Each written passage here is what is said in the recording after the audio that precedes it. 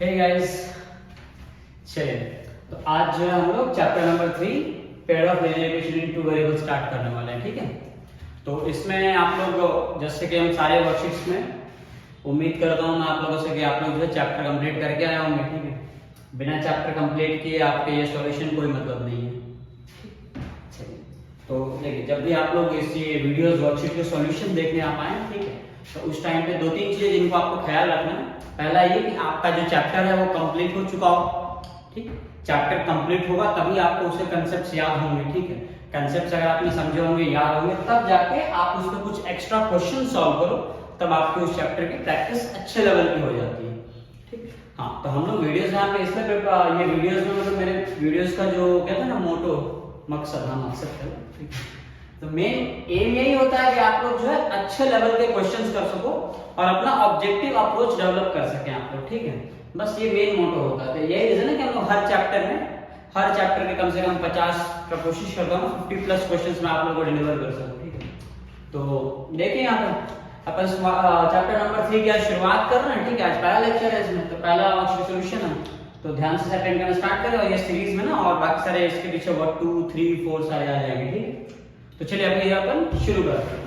तो आज वर्कशीट 1 है, तो वर्कशीट 1 में मोस्टली जो है चैप्टर के स्टार्टिंग की चीजें कवर की जाती है, जैसे ग्राफ वगैरह आएगा इसमें ज्यादातर क्वेश्चन। ठीक है, तो चलिए शुरू करते हैं। ठीक है, बिना किसी देरी का ही।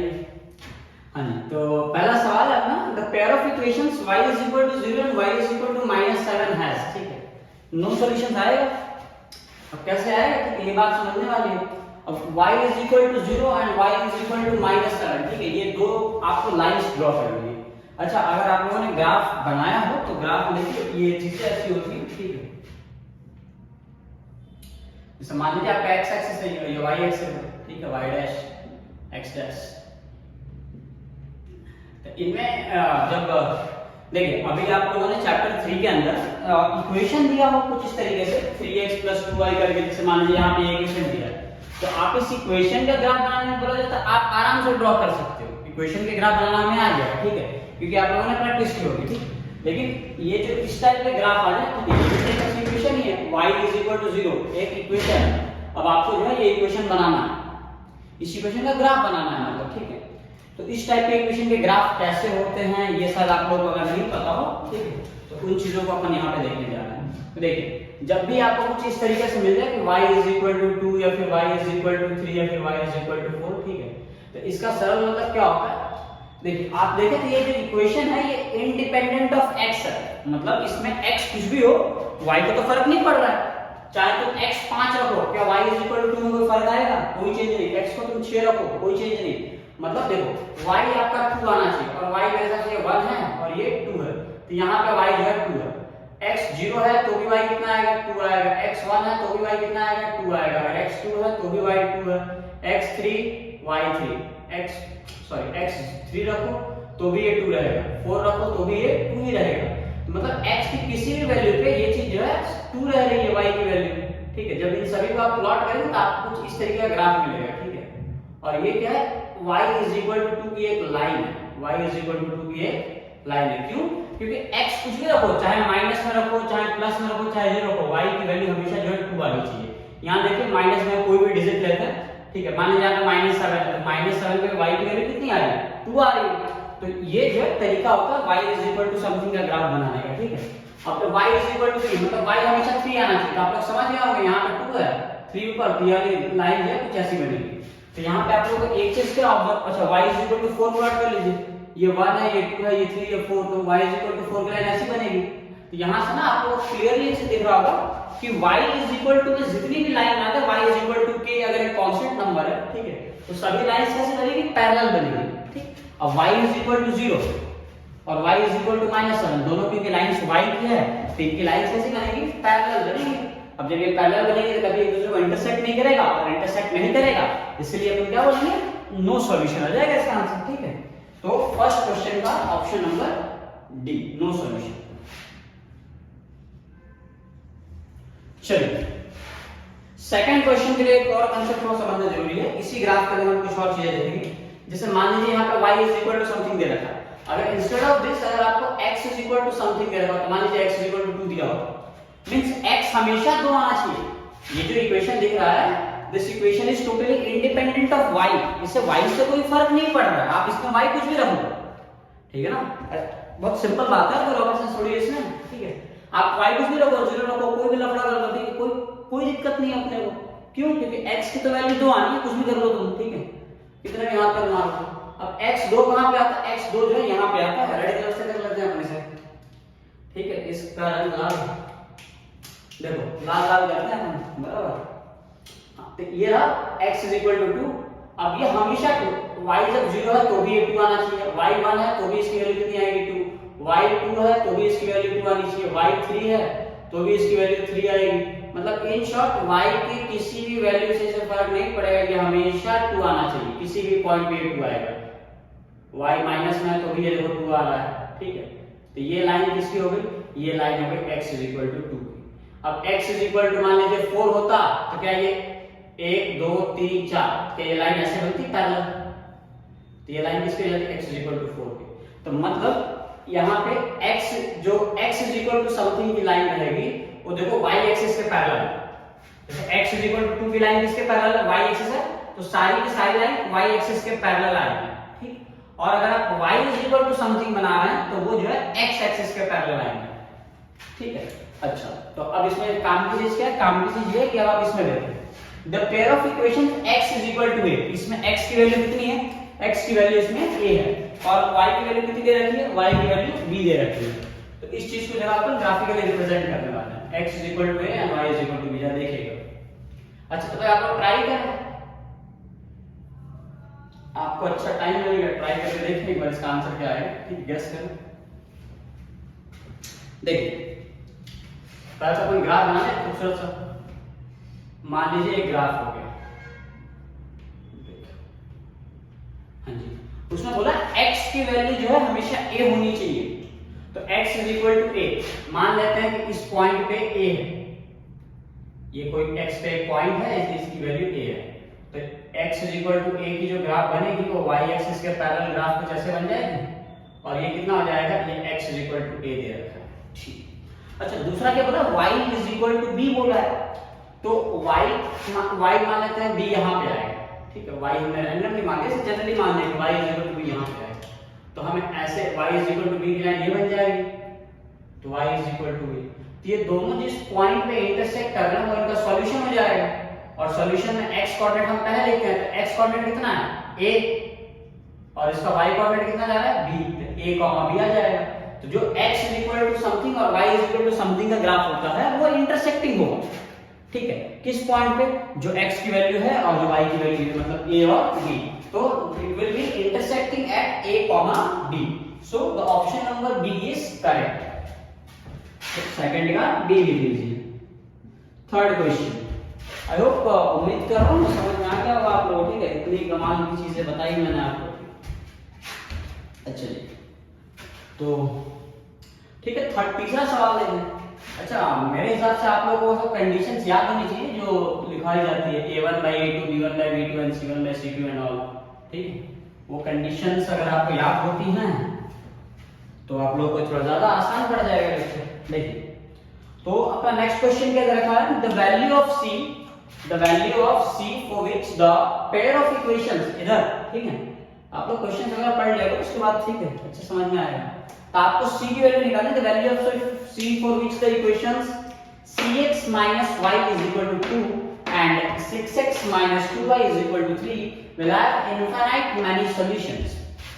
ठीक है, तो दो इक्वेशन पहले हम लिख लेते हैं, इक्वेशन पर कौन सा इक्वेशन है आपका cx minus y, तो लिखिए यहाँ पे cx minus y is equal to 2, ये एक इक्वेशन हो गया, तो यहाँ हो गया, ऐसे कर लेते हैं cx minus y is equal to 2, अच्छा, दूसरा इक्वेशन क्या है, 6x minus 2y, 6x minus 2y is equal to 3 दे रखा है, ठीक है, अच्छा, we'll have infinite many solutions, तो आप जरा एक बार ट्राई करें, ठीक है, infinite many solutions तो शायद ही पॉसिबल होगा, अच्छा, आई थिंक क्वेश्चन में थोड़ी सी मिस्टेक है, मिस्टेक क्या है देखिए, इंस्टेड ऑफ 3 अगर हम इसे 4 कर दें, ठीक है, यहाँ पे देखिए मैं चेंज कर रहा हूँ, थोड़ा सा चेंज नहीं कर रहा हूँ, क्वेश्चन में ही मिस्टेक है, टाइपिंग मिस्टेक होगी, ठीक है, तो यहाँ पे अगर आप इसे 4 करते हैं, ठीक है, तो आपका आंसर जो है आराम से आ जाएगा। 3 का रखने पे कभी इसका आंसर पॉसिबल नहीं है ना, कभी पॉसिबल नहीं होगा। क्यों नहीं होगा ये आप जरा ट्राई करें, कमेंट सेक्शन में बताएं मुझे क्यों नहीं होगा। चलो देखो, अब अपन ने 4 करके अब क्वेश्चन अपना जो है इजी हो जाएगा, इजी हो जाएगा तो इसका आंसर हो जाएगा, वरना अगर ये 3 होता ना तो ये सॉल्व नहीं होता है, ठीक है। अच्छा अब जरा ट्राई करें, आप दिख रहा है a1 by a2 अगर अपन करते हैं तो ये वाला जो स्थिर होती है क्या कहते हैं a1। अच्छा y के कोएफिशिएंट को क्या कहते हैं b1 और इसे हम क्या कहेंगे c1, ठीक। हालांकि ये इस साइड जाता है, ठीक है, लेकिन अगर दोनों इस साइड है तो कोई दिक्कत नहीं है। जो कांस्टेंट नंबर है ये इज इक्वल टू उस साइड होता है, लेफ्ट हैंड साइड में, तो उसे हम c1 काउंट करते हैं। बट कोई बात नहीं, अगर दोनों ही इस साइड में भी हमने राइट हैंड साइड कर दिया और इसको भी राइट हैंड साइड कर दिया तो कोई दिक्कत नहीं, आप इसे c1 c2 लेकर सॉल्व कर सकते हैं। तो ये आपका क्या हो जाएगा c2, ये क्या हो जाएगा b2 और ये क्या हो जाएगा a1 सॉरी a2। अब a1 by a2 वाला खेल खेलना शुरू करना है आपको। तो आप पहले निकालिए a1 by a2। तो a1 कितना भाई साहब c दे रखा है, a2 कितना दे रखा है 6 दे रखा है, ठीक है। अच्छा b1 कितना दे रखा है -1 और b2 कितना दे रखा है -2, ठीक है। तो माइनस माइनस कैंसिल, तो b1 by b2 कितना आ रहा है 1/2 आ रहा है। अच्छा c1 by c2 चेक कीजिए 2 आ रहा है और c2 कितना रहेगा 4, इसे भी कैंसिल आउट करते हैं कितना आ जाएगा 1/2, ठीक है। अगर ये 3 होता नीचे जो अगर मैं चेंज नहीं किया होता तो ये 1/3 हो जाता, लेकिन गलत हो जाता 2/3। हमें 1/2 चाहिए होगा क्योंकि ये हम जानते हैं ना ये और ये तीनों बराबर होते हैं, बस हो जाएगा आपका काम। अब आप जो है a1 by a2 ये वैल्यू निकालनी है आपको, तो आप इससे इक्वेट कर दीजिए, इससे चाहे इससे, दोनों से किसी से कर सकते हैं, इसको इससे या फिर इसको इससे, क्योंकि दोनों ही 1/2 के इक्वल है, ठीक है। तो यहां से आप ऐसे कर देंगे कि a1 by a2 छोड़िए, a1 by a2 is equal to b1 by b2, छोड़िए कैसे, पकड़िए इसे। अच्छा a1 by a2 की वैल्यू कितनी है c/6, b1 by b2 की वैल्यू कितनी है 1/2, ठीक, क्रॉस मल्टीप्लाई कर दीजिए, ठीक है।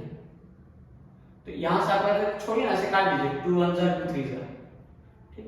अब 3 जब आ जाएगा multiply, c is equal to कितना आ गया 3 आ गया, तो c की वैल्यू कितनी आ जाएगी 3 आ जाएगी, ठीक। तो ये आपका ऑप्शन नंबर 3rd में ये आ जाएगा ऑप्शन नंबर, ठीक है।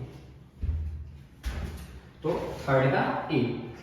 होप ये भी समझ में आ गया होगा। अब बढ़ते हैं नेक्स्ट क्वेश्चन को, क्वेश्चन नंबर 4। अच्छा ये सवाल जो है काफी मतलब इजी है, कुछ बहुत ज्यादा वो हाई फाई सवाल नहीं है।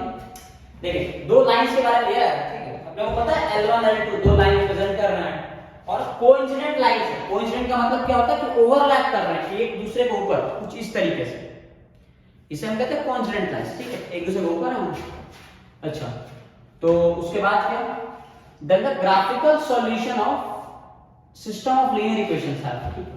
तो आपको ग्राफिकल सॉल्यूशन बताना। अच्छा अगर लाइंस कोइंसिडेंट होती हैं, ओवरलैप करती हैं, तो उस केस में कितने सॉल्यूशन होते हैं सभी को पता है, तो ठीक है, ये क्या इनफाइनाइट होते हैं, इसमें आपने पढ़ रखा होगा। Solution, graphical solution of system of linear equation have infinite solution. क्यों?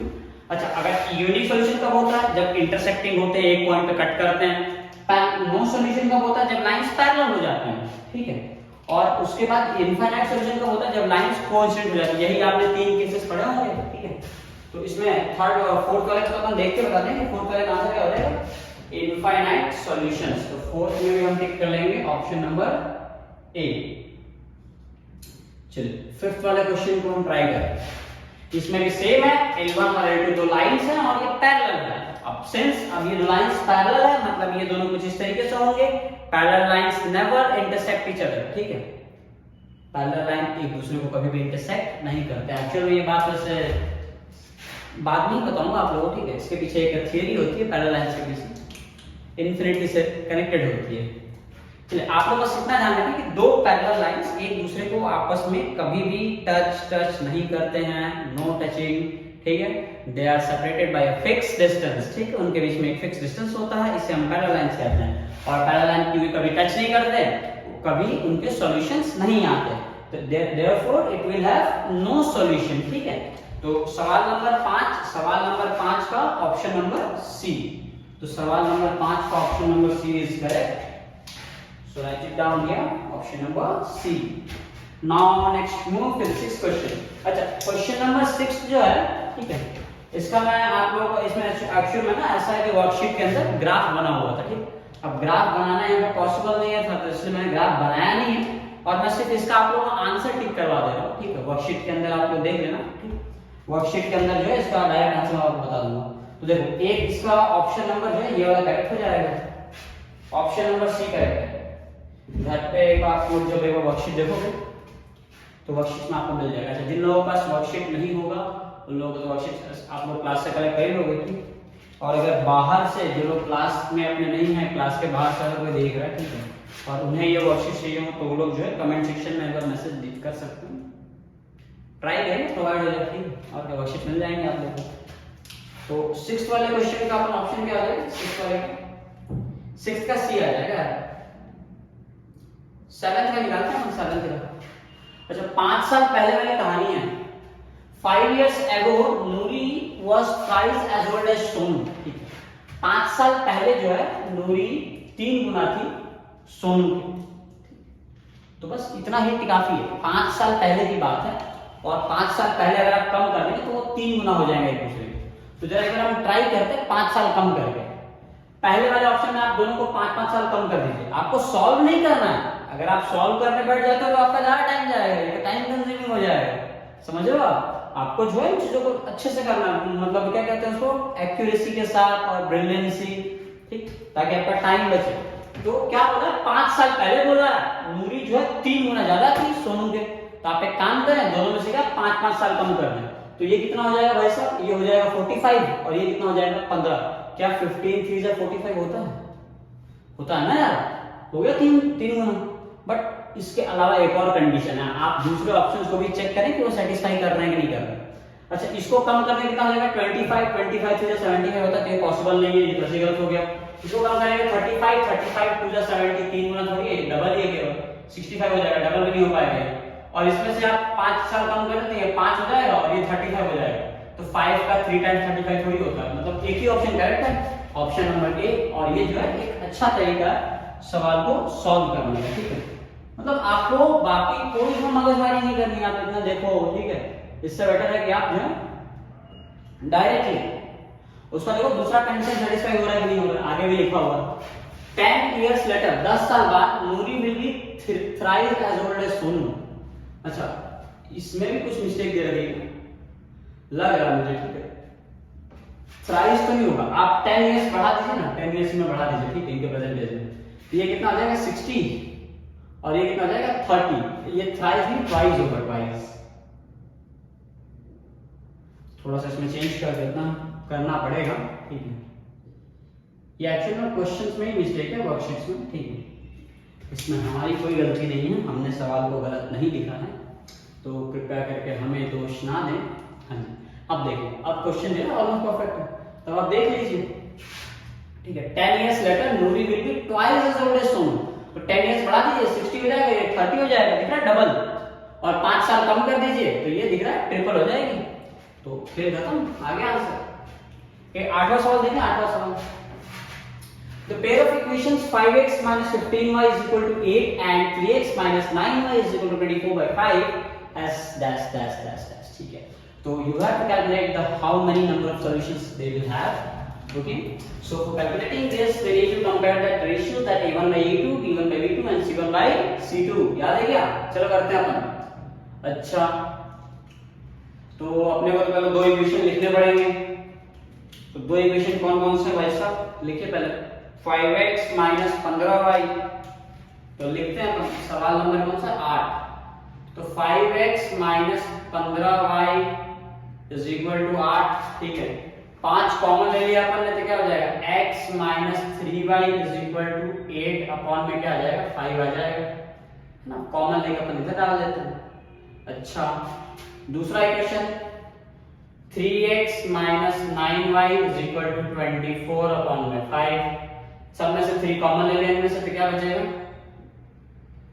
ये हो जाएगा x minus 3y is equal to 24 upon में 15। अच्छा, ठीक है। अब इसके बाद क्या करना है, देखो इसके बाद तो आपका अंदर भी देख के बता देगा, ठीक है। क्या बता देगा, 1 1 -3 तो यहां से आप अगर a1 by a2 आप कंपेयर करोगे, ठीक है, देखो साफ साफ a1 by a2 आपको दिख रहा होगा 1 by 1, ठीक है। अच्छा b1 बाई b2 कंपेयर करो, -3 अपॉन में -3, ये भी जो है कट के 1 आ जाएगा 1/1। c1 बाई c2 कंपेयर करो तो कितना हो जाएगा 24 अपॉन में 15 होल अपॉन में कितना आ जाएगा 8 अपॉन में 5। अच्छा इसको जरा सॉल्व कर लेते हैं। देखो इसको सॉल्व करोगे तो कैसे सॉल्व होगा, 5 से ऊपर मल्टीप्लाई हो जाएगा, इसका आंसर आ जाएगा 24 × 5 होल अपॉन में ये हो जाएगा 8 × 15। तो 5 1 जा 5 3 जा 8 1 जा 8 3 जा हो गया। और देखो 3 से 3 कटिंग कट हो गया। तो आप अगर देखो ध्यान से तो क्लियर कट आपको क्या मिल रहा है, ठीक है सब कुछ तो कट गया, तो ऊपर भी कट गया नीचे भी कट गया, मतलब अल्टीमेटली ये भी 1/1 हो गया। अच्छा a1 by a2 1/1, b1 by b2 a1/1, c1 by c2 1/1, ठीक है। तो जब तीनों सेम होता है तो आंसर क्या आता है, इनफाइनाइटली मेनी सॉल्यूशंस, ठीक है। तो आप क्वेश्चन नंबर 8 का आंसर क्या आ जाएगा, ऑप्शन नंबर ए।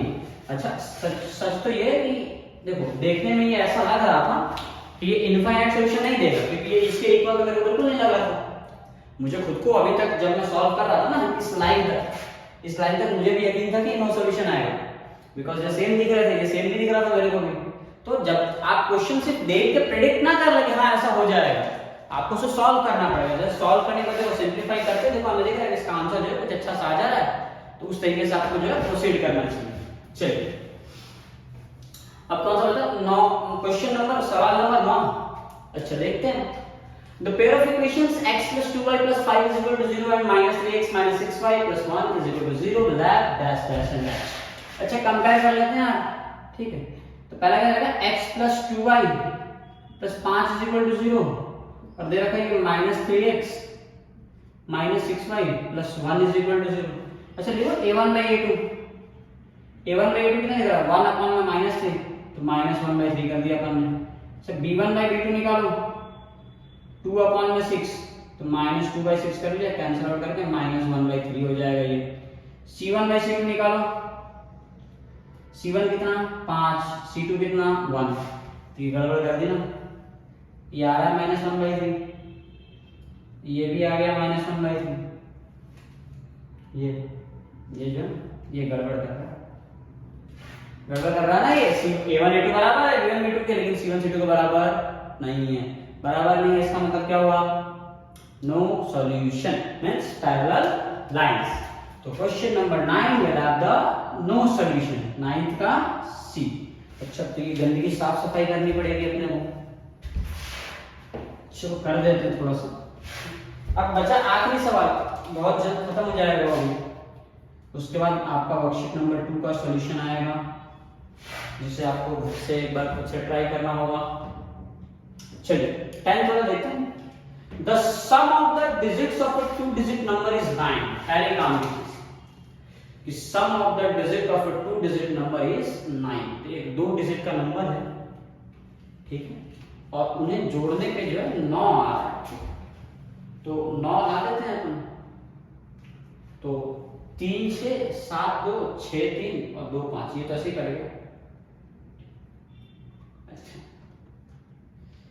36 है, देख के बता दो सर ये है ऑप्शन नंबर 1 करेक्ट है, कंफर्म 100%। देखो कैसे करेंगे, जोड़ने पे 9 आ रहा है तो आप टोटल देखो या तो 8 1 होगा, जोड़ने पे 9 आ रहा है ना, मतलब 8 1 होगा। आप उल्टा सोचे ना, ऐसा देखें 1 8 हो सकता है, 2 7 हो सकता है, 3 6 हो सकता है, 4 5 हो सकता है। क्या यही वो 2 डिजिट के नंबर है जिनके दोनों डिजिट्स को जोड़ने पे 9 आएगा? देखो 1 + 8 9, 2 + 7 9, 3 + 6 9, 4 + 5 ये भी 9 आ गए, आया नहीं आया? तो ये सभी वो डिजिट्स हैं जिन्हें जोड़ने पे 9 आएगा। अब उसमें क्या बोला है कि अगर आप उसमें 27 इज एडेड टू इट, अगर आप 27 ऐड कर देंगे, ठीक है, the digits of the number gets reverse, तो उसके जो डिजिट्स है वो रिवर्स हो जाएंगे, मतलब 18 का 81 हो जाएगा, 27 का 72 हो जाएगा, ठीक है, 36 will be 63 and the 45 will be 54। तो आप ऐड करके देखें 27 सब में तो किसका आंसर आ रहा है? अब मेरे साथ 27 ऐड करने पे 81 तो कतई नहीं आएगा, इसमें 27 ऐड करने पे तो 54 हो जाएगा, इसमें 27 को आप ऐड करें, देखिए क्या आ रहा है।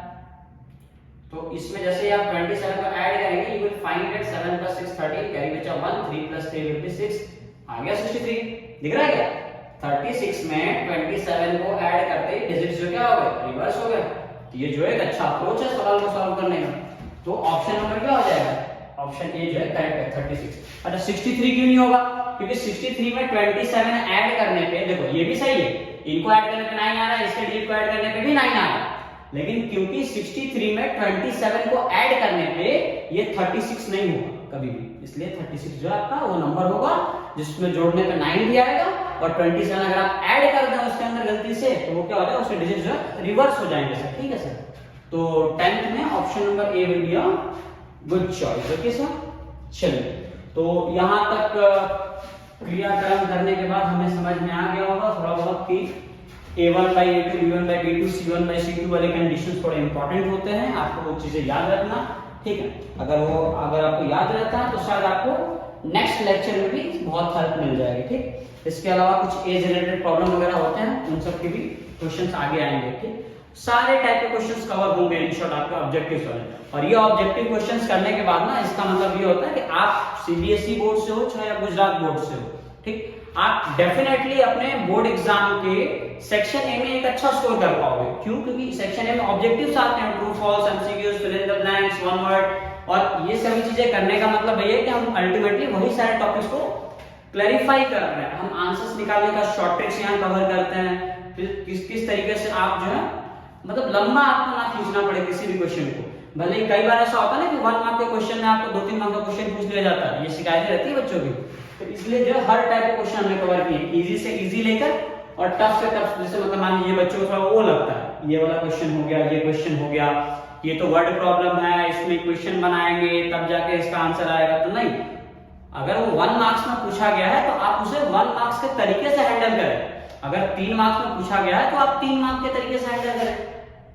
ठीक है ना, तो आप जैसे डील करें क्वेश्चन में वैसे हो जाएगा। ठीक है, तो जैसे आपने सुना जैसे 1 मार्क का ऐसा क्वेश्चन आ गया, ठीक, तो आप ये वाला तरीका लगा जैसे मैंने करके दिखा दिया, और वही अगर सवाल 3 नंबर में आया तो आप लिखिए let x is equal to let percentage of Noori be x and y। ठीक है, वो तो खैर बाद में अपन कभी देखेंगे।